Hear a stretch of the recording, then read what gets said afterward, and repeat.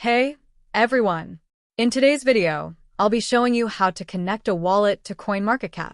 If you're looking to link your crypto wallet to your CoinMarketCap portfolio, here's how to do it. First, open the app and tap on Portfolio. You'll see three connection options. You can manually connect a wallet, link your Binance account, or choose other supported platforms. If you're using Binance, it's very simple. Just tap on it and link with a single click. For this guide, I'll use the manual option, which most users typically prefer. Simply paste the wallet address you want to connect in the provided field. You can also name your portfolio, or leave it blank and CoinMarketCap will generate a name automatically. Then click Create Connection. Once connected, your wallet transactions will appear automatically. In this example, I used a random wallet, so no data is showing. To add another wallet, just tap the up/down arrow icon at the top left corner, then follow the same steps.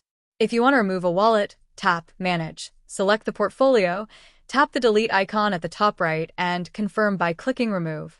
It's that simple and straightforward. If you found this video helpful, smash the like button and subscribe.